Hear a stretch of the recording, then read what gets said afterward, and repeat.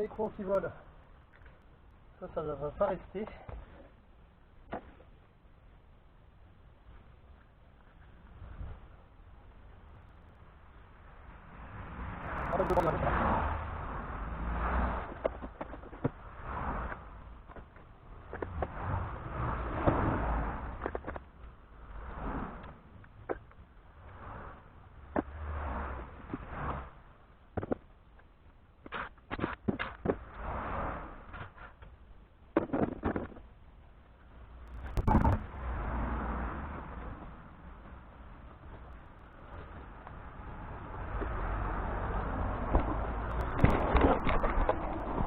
Voilà, je vous ramène ici. Bon, à part que je sécurise le cric. Donc vous avez devant vous courroie de vilebrequin, enfin courroie pardon, poulie, poulie accessoire avec la vilebrequin derrière. Donc le pare-bout est déjà déposé. Donc il va falloir que je sorte, détendre la courroie, sortir la poulie, puis après démonter pas mal de trucs, supporter le moteur. Enfin, il y a un petit peu de boulot, j'y vais tranquillement. Alors la première étape de détendre la courroie accessoire vient d'être faite, donc toujours aussi compliqué. Il faut une clé de 15. Alors je vous montre rapidement ce qu'il faut aller, enfin j'essaye.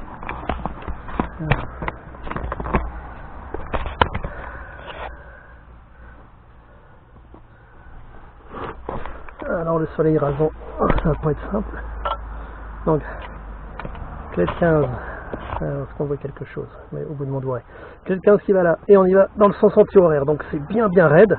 J'ai mis une deuxième clé pour faire levier, et j'ai réussi à voilà, sortir la courroie de ce côté là. Donc deuxième étape, et ben, choper la courroie. Je vais regarder la tête qui est là. Si elle peut bien venir. Pas envie. Bon, elle est accrochée sur l'alternateur. Ok, là voilà.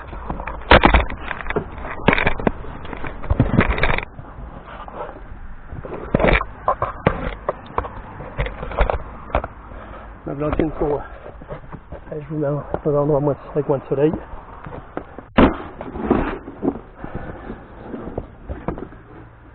Eh ben, elle est pas moche du tout. Je vais me demander depuis quand elle est dessus, parce qu'elle n'est pas craquelée. Bon, eh ben, je vais continuer à regarder le reste, mais c'est une courroie qui est pas mal. Il n'y a plus d'inscription, il y a peut-être déjà vu. Je vais sortir le tendeur. Donc le tendeur, il faut clé mal 2, 6, alors juste au-dessus de mon doigt, derrière le tuyau. Alors on verra peut-être pas.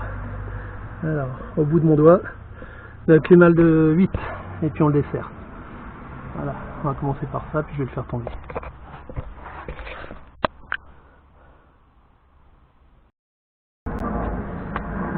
Donc l'étape suivante, c'est sortir le galet tendeur. Donc embout de 8.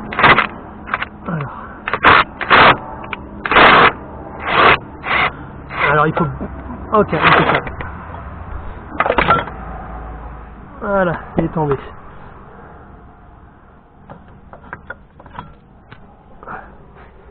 Donc voilà, l'ancien, je le mets là, un peu à l'ombre. Bon, pas neuf, hein. Alors 0,8. Donc il serait de l'âge de la voiture. Alors j'ai perdu la vis. Non, c'est pas que j'ai perdu la vis, c'est que je vois rien par terre. Voilà. Donc la vis à garder parce qu'elle n'est pas fournie. Alors pour passer la déboulonneuse, j'ai défait, voilà, le tuyau de clim là, je l'ai défait des deux attaches pour le faire descendre un petit peu, sinon il vient en face. Bon, cette étape est ok, et ben je vais tourner les pages de la RTA et puis vous dire ce que ça va faire. Donc voilà, alors j'ai préparé les petits outils. Donc sur les RTA, alors il n'y a pas beaucoup de lumière, enfin pas beaucoup ou trop, c'est mal foutu, hein. Je rame un peu, je monte ça plus loin.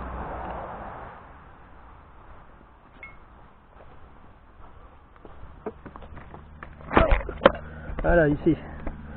Donc, cet outil-là, a priori c'est ça. Le deuxième, bon, ça y ressemble. Après j'ai un doute sur la taille. Le 3 je l'ai pas, c'est pour pincer la courroie, je vous débrouillerai sans. Le 4 je vais remplacer ça par deux forêts de 1,5. Et le 5, le voilà. Bon, la particularité de cette voiture, c'est que c'est la boîte auto. Les boîtes auto, eh ben, je peux pas bloquer le moteur en mettant une vitesse et en écrasant les freins. Bon, eh ben, je vais continuer à regarder tout ça. Encore d'accessoires, l'insonorisant du carter, donc ça il me reste voilà, ce morceau là à défaire, donc tranquillement, la barre anti-rapprochement, cette barre là, voilà, les colliers du résonateur, donc ça c'est les tuyaux d'air qui passent sous le moteur, alors les vis 5 du résonateur, je suppose que je verrai, et le connecteur du capteur de régime, donc ça j'ai vu, donc tout ça, ça va se faire assez facilement. Donc canalisation de carburant, le connecteur, bon il y a du petit bazar, et puis soutenir le moteur puisque je vais défaire un des supports. Bon ben j'avance tranquillement et je vous montrerai les étapes intéressantes.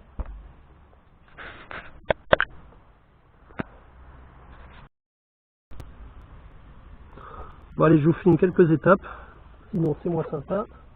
Donc je vais virer alors je sais plus si c'est le pare-chaleur ou l'insonorisant au niveau du carter.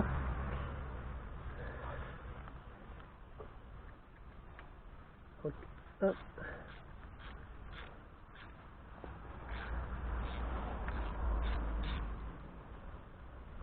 Il y a 4 vis. Alors c'est du porte de trompe.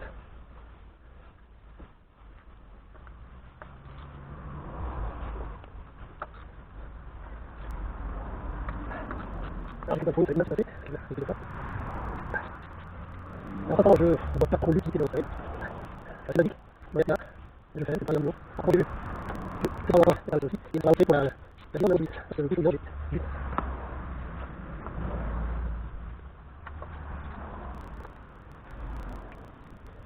alors je vais sur des constructions sur envoyer un petite essence, c'est parfait, c'est thème, une visite sur l'île le téléphone de l'école, je vais faire et puis je sais pas. Voilà. Évidemment, je vais c'est bon, mais là, je vais faire. 4 secondes. C'est comment ça va. Ça part par là.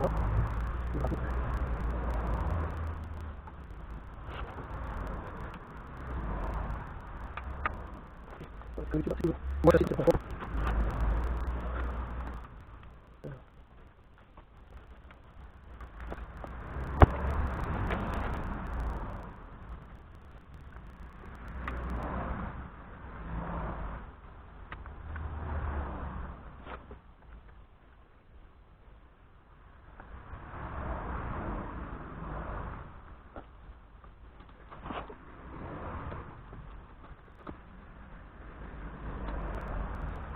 bon, et ben je vais batailler tout seul. Avec ça, je reprends après. Alors j'ai sorti le petit pare-chaleur ou pare-brouille, je sais pas. Ah, mais là, je c'est pas. Voilà. Et deux écoutes, j'ai fait du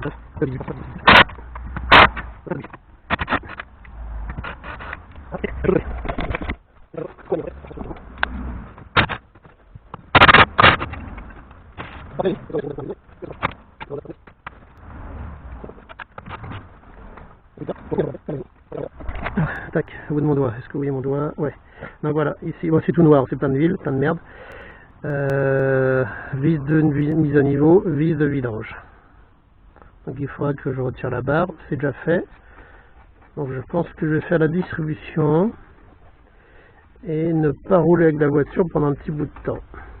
Donc ensuite je dois défaire le tuyau résonateur d'air, donc entre l'intercooleur et le turbo, tout simplement. Voilà, donc ça c'est retiré. Donc une vis là, c'est du 10.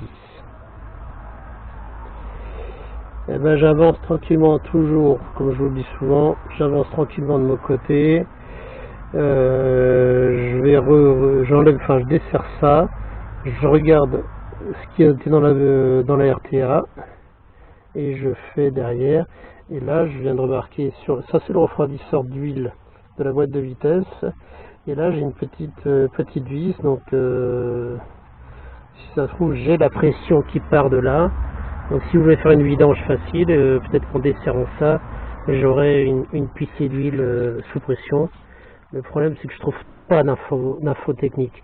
Sur la boîte ATF 80 de chez Ezin, je sais pas, il y a des vues éclatées, mais il n'y a pas les différences qui sont chez Citroën, chez Ford, chez Volvo. Voilà, je trouve pas les infos. Bon, allez, trêve de bavardage. J'avance et puis je vous ferai un point d'étape.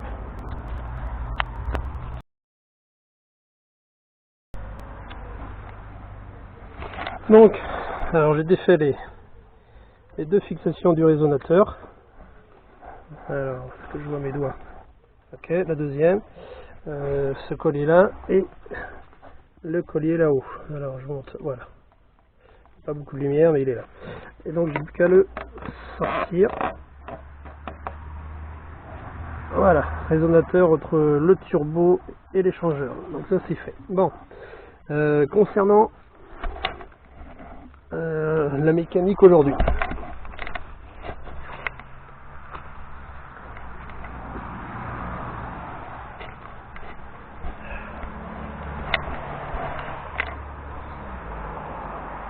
Bon, je vous ai fait un peu bouger.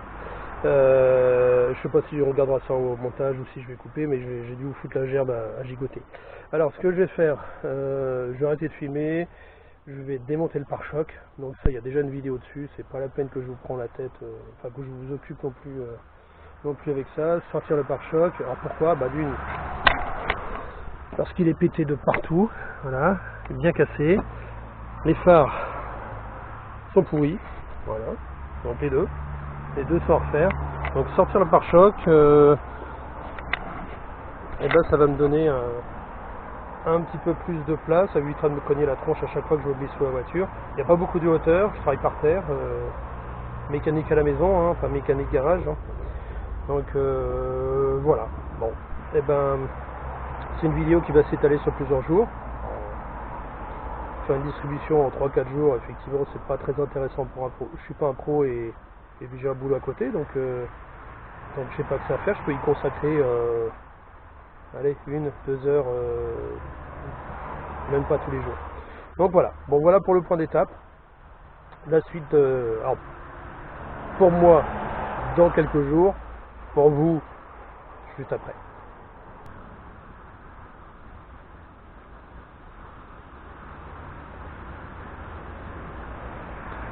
Salut à tous. Café.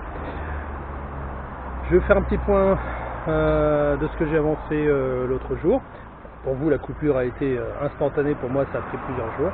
Donc j'ai sorti le pare-choc et les phares, donc petite surprise au démontage. Bon, pare-choc qui part en sucette, je vous montrer ça, c'est une cata. Un phare avec une attache de cassé, mais après un choc avant c'est quasiment normal. Ça sera cool. Bon, il y a un peu de passage de voiture, j'espère que le son ne sera pas dégueulasse. Et ensuite je vous montre le pare-choc et la cata du pare-choc. Et après ben je passe en tenue de combat pour continuer la distribution.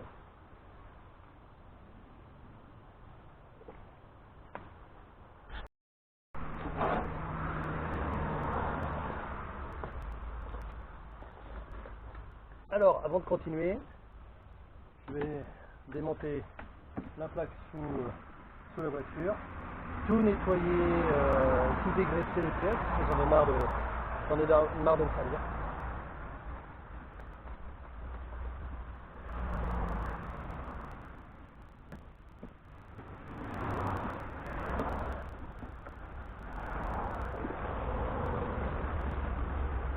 Donc ça aussi c'est cassé. J'en ai un autre pour le changer.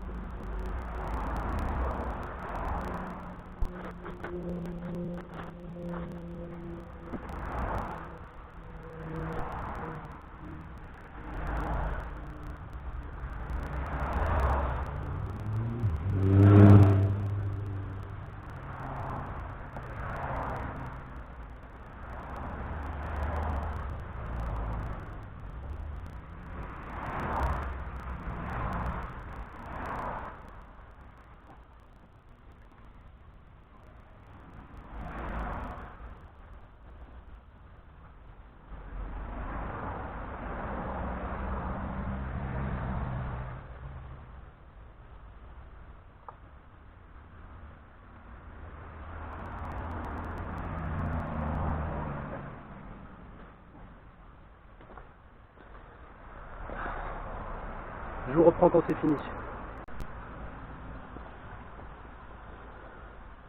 Alors, pour pouvoir installer le bloc moteur, il faut que je retire le démarreur. Donc je dévisse la durite supérieure de l'intercouleur.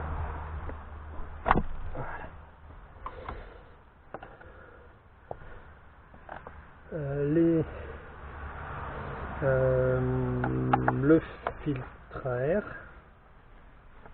Je vous ai déjà fait une vidéo sur comment changer le démarreur. Alors c'est sur une autre C5 mais c'est le même principe.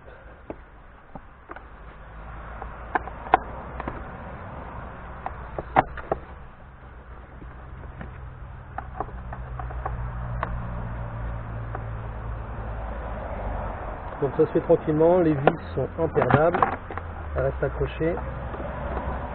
Hop.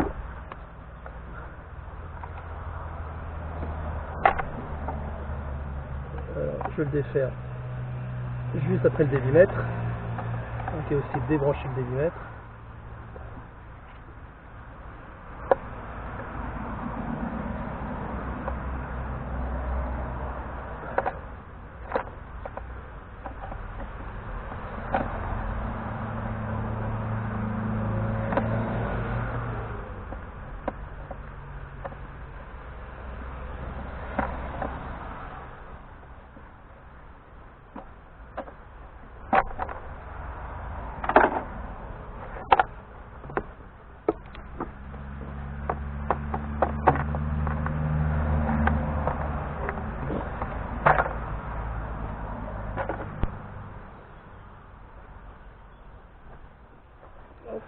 Filtre à air tout neuf. Et j'ai le bac du filtre à air à retirer.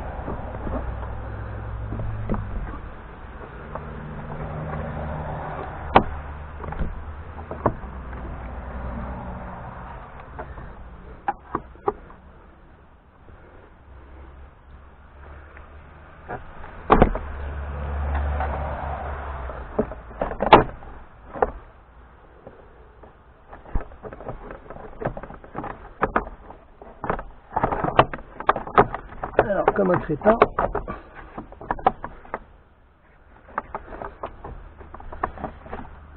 j'ai la durite. Voilà. Je l'ai attaché avec un ruban et là il m'emmerde. Donc je vais le faire passer.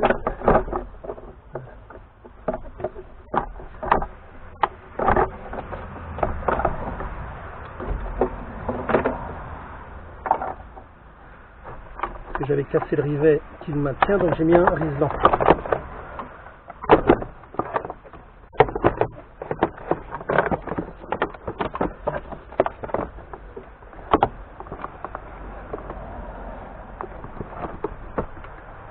Et j'ai une agrafe de faisceau.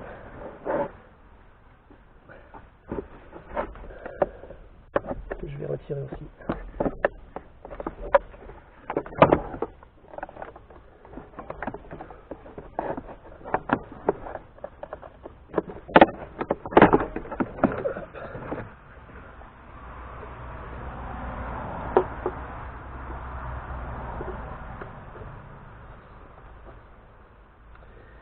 Donc là il y a un petit peu de place. Alors, je fais rarement dans la boîte automatique.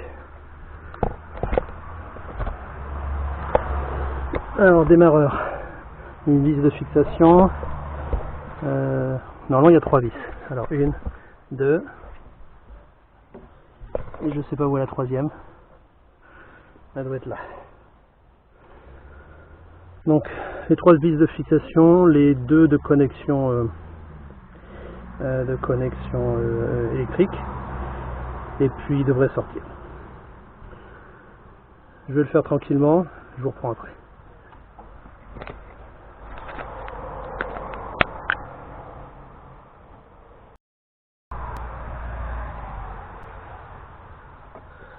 Alors j'ai défait les connexions électriques, et là je vais commencer à sortir,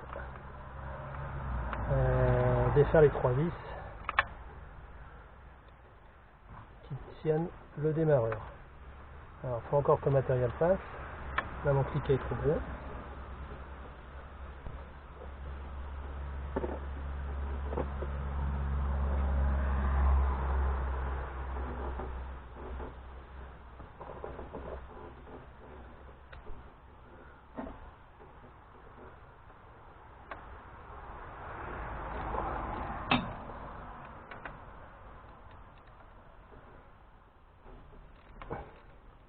Donc, comme je vous avais mis dans une vidéo précédente, il y a une douille de centrage à ne pas perdre.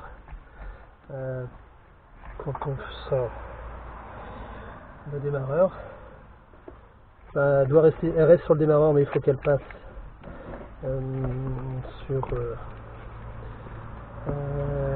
sur le carter, je crois, le carter à la boîte. Enfin, je revérifierai ça tranquillement.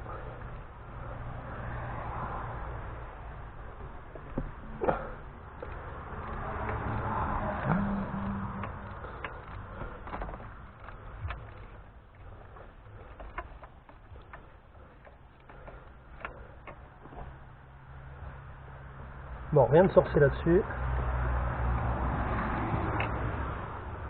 Je sors les vis et je reprends.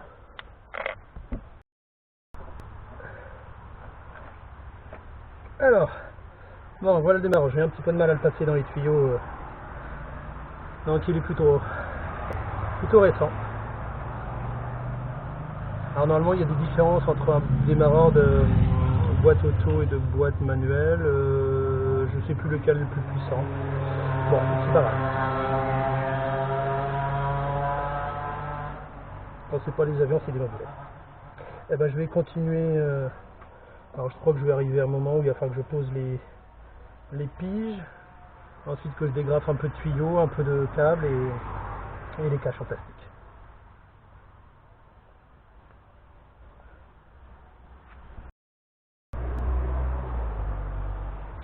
Alors j'ai dégrafé quelques tuyaux, un peu de faisceau aussi. Le faisceau qui descend, c'est celui du capteur de point mort haut.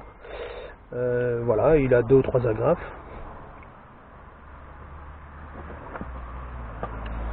Donc je l'ai bougé. Il y a 2-3 vis pour le cache de la courroie de distribution.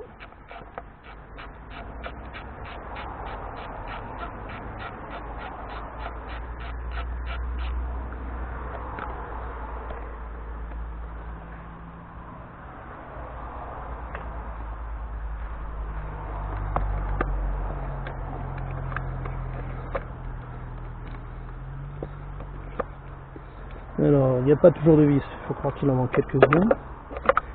Là je passe pas, il me faut une clé de 10.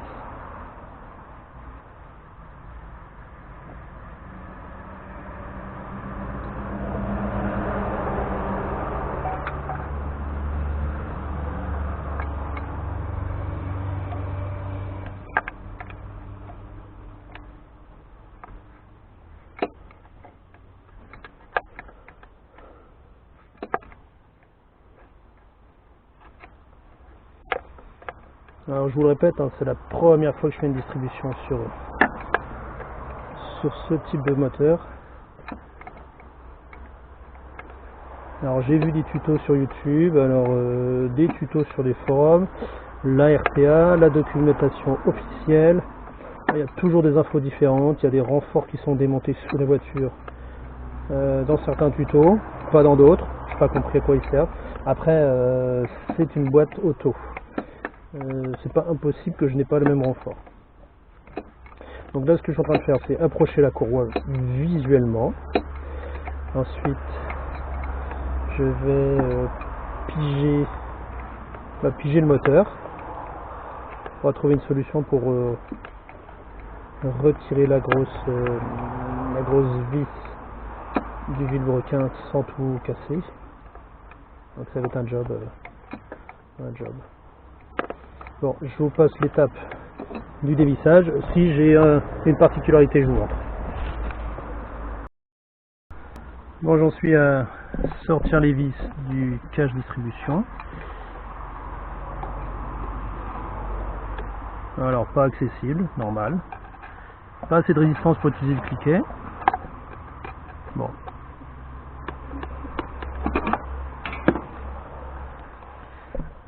Et un peu trop serré pour y mettre les doigts. Donc je vous fais, alors, faisceau électrique, ça c'est à démonter, enfin c'est à décrocher. Le capteur point Moreau qui est là, qui se décroche, et son faisceau électrique est là. Tout dégueulasse, mais il est là. Donc il remonte, il y a 3 ou 4 attaches. Voilà où on en est. Bon là j'ai fait un petit coup de propre, c'est pas fini. Bon, allez ce petit interlude. Il faut que je continue à sortir cette vis. Bon bah c'est tout. Je reprends la clé, j'y vais doucement. Je vais pas vous le filmer en permanence, enfin tout, parce que ça va être un peu long. Allez, je vous reprends quand ça a avancé correctement. Voilà, le support moteur est complètement libre, si je dis pas de bêtises. Voilà. Le moteur aussi, hein, plus grand chose qui le tient. Alors, il faut que je le bouge. Bon, je crois que je vais me bagarrer encore un petit peu avec ça, voir, je vais peut-être devoir soulever. Donc il y avait, voilà, ces 4 vis. Une vis ici, et un écrou, c'est un peu le système des amortisseurs. C'est un écrou avec une torque, une empreinte torque sur la vis. Donc j'ai réussi à le défaire avec la clé à choc, mais là il ne veut pas sortir. Si, ça y est, voilà. Voilà l'écrou. Un écrou un peu spécifique.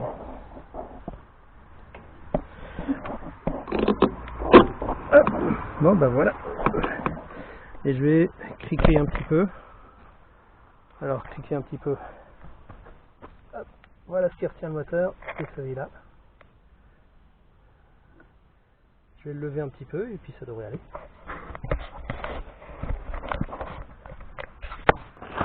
Alors toujours un bloc de mousse pour travailler confortablement.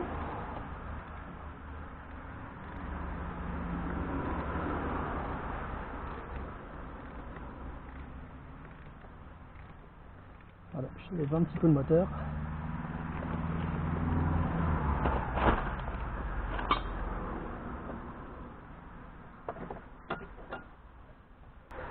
La défaire là aussi. Et puis ça devrait aller. Alors un outillage qui n'est pas superflu. Cette petite pince, ça va pas très cher mais c'est pratique. Hop, voilà. Ça c'est l'arrivée du gasoil en provenance du réservoir. J'ai pas de bouchon, je mets ça. Enfin, je vais en mettre là aussi.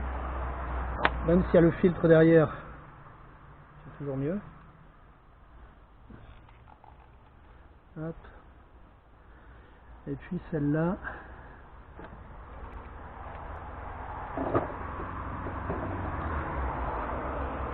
je pense qu'il faut utiliser une petite pince.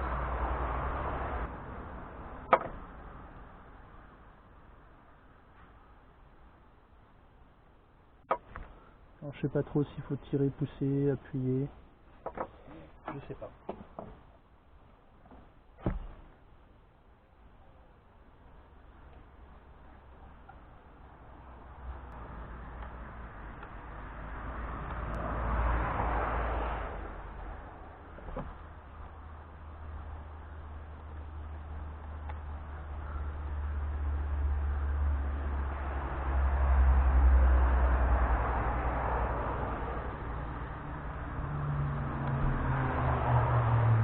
A priori, voilà, c'est juste une petite guillotine.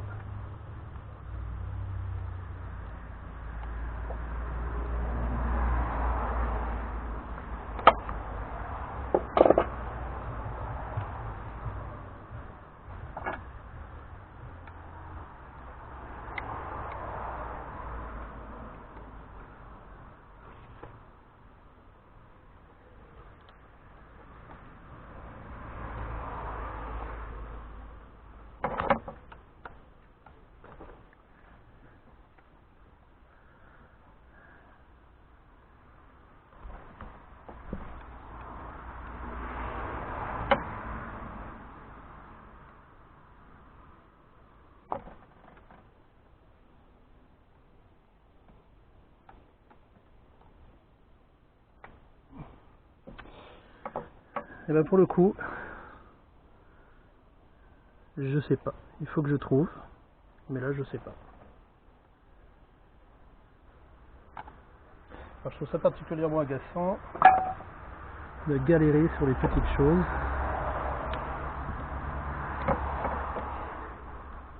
Parce que ça va se finir par une durite de retour cassée, donc une fuite de gasoil. Bon, je cherche l'info.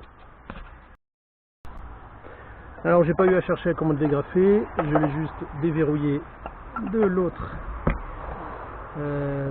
du RIP. Hop. Et voilà.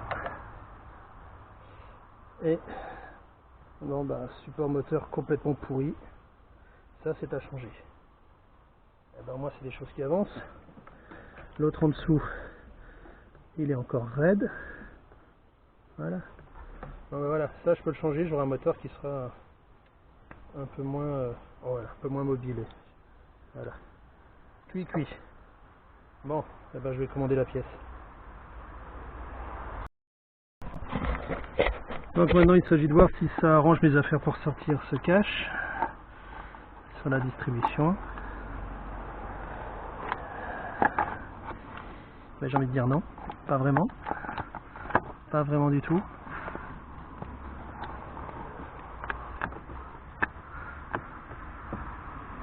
Je vais soulever encore un peu le moteur pour l'écarter. Peut-être que ça me fera gagner quelques centimètres. Un tout petit peu de place et ça devrait aller.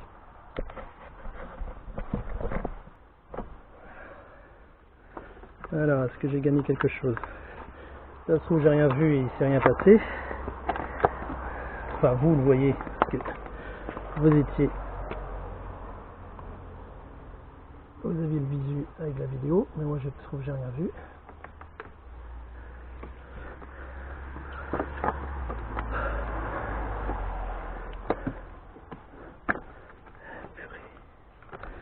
Purée de purée. J'hésite à trop secouer, si je fais tomber le moteur ça sera pas drôle. Enfin tomber, c'est relatif. Ça saoule.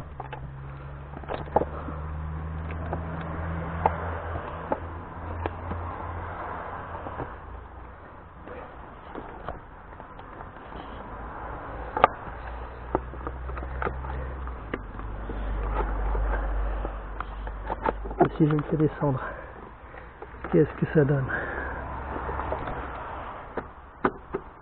Non, c'est pas terrible. C'est vraiment pas terrible. Ça sent la connerie. Ça sent la connerie. Bon.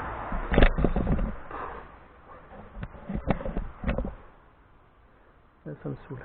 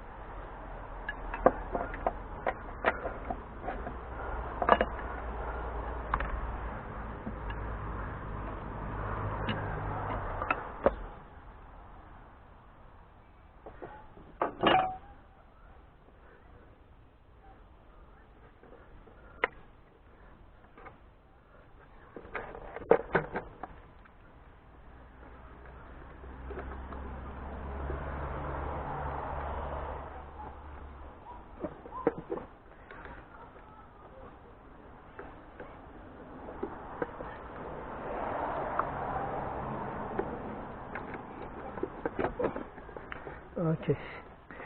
Voilà, bon, je suis revenu comme tout à l'heure. Pas mieux pas pire. Et pas mieux pas pire, c'est déjà pas mal.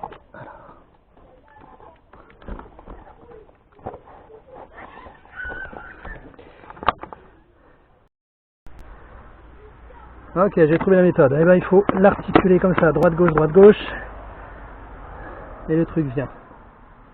Bon bah top, il y est, tout en bon état. Le code du moteur, donc RHR, vous le trouvez aussi sur le vide. Alors je sais pas si je vais le remettre devant, je sais pas si vous avez tout vu. Bon.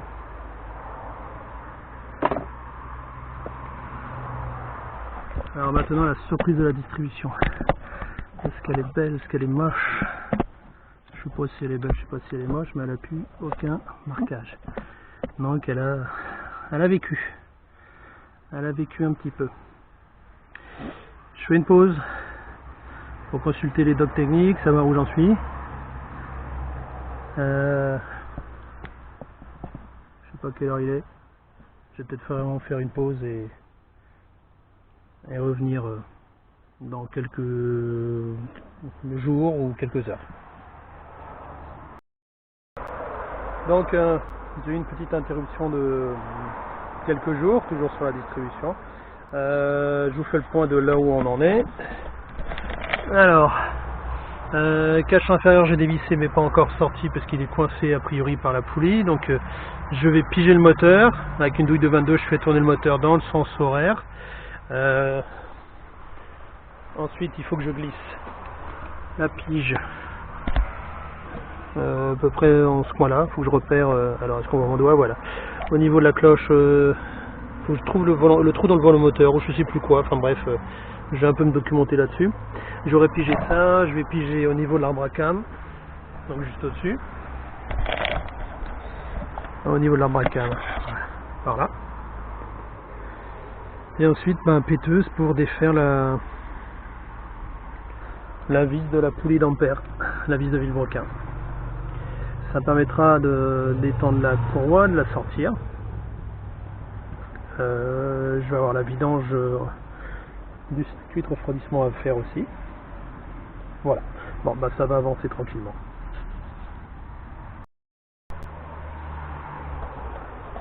Alors toujours dans cette vidéo de changement de distrib, donc j'ai mis la pige à l'arbre à cam, deux petites marques sur la courroie, sur la poulie et aussi sur le carter. Je me suis fait aider pour poser alors je sais pas si vous allez voir au bout de mon doigt, ouais, la pige du volant moteur, donc il a fallu être deux pour y aller. Je viens de mettre un bloc volant moteur, donc j'en suis arrivé à défaire la douille de 22. Donc pour ça j'ai utilisé la clé à choc qui tentait qu'au niveau batterie ça se passe bien. C'est le moment. Alors Joie et bonheur. Avec une batterie de 4 ampères sur la perceuse, enfin la péteuse Parkside, j'ai réussi à l'avoir. Voilà. Alors pourquoi je suis content de l'avoir avec la 4 ampères? On va aller chaud cette vis. Parce que j'ai une batterie de 8 ampères qui est morte. Voilà, je sais pas, elle est complètement KO. Je crois que c'est le module Bluetooth qui est cramé. Je l'utilise pas, mais elle est cramée. Bon, en tout cas, ça c'est fait. Là, ça sortir la poulie damper. Ouais, ça bouge. Donc la poulie damper.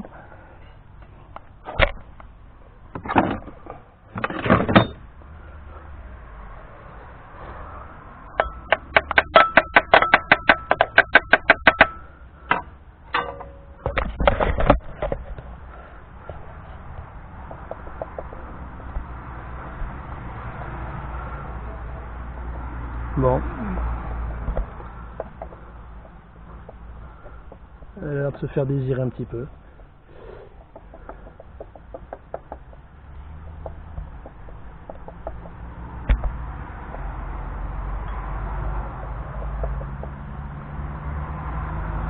Bon, je vais continuer à lui taper un petit peu sur la tête. On va pas forcément faire trop le vide derrière. Et je vais l'enlever. Je vous montre la suite. Non, pour la sortir, il n'y a pas 50 méthodes. Hop, jouer droite-gauche, très très doucement. Il me semble qu'elle recule.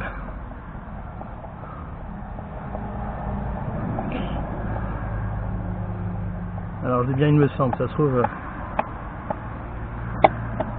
Ah si.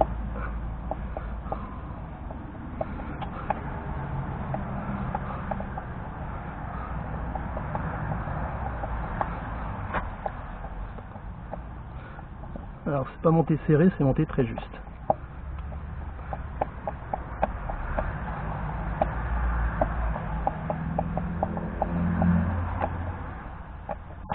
Et voilà.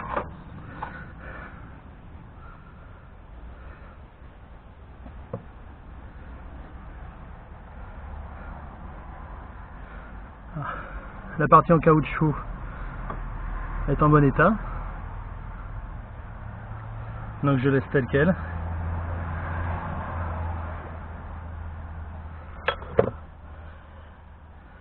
Ce petit cache, alors il me semble qu'il devrait se détacher, à moins qu'il reste une vis encore quelque part.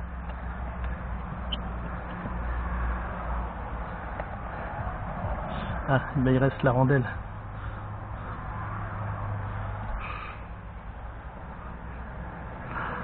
Alors la rondelle est clavetée aussi.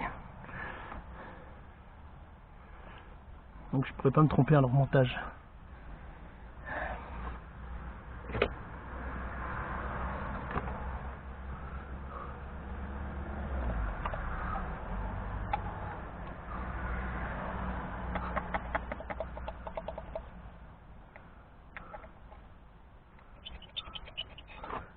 Voilà.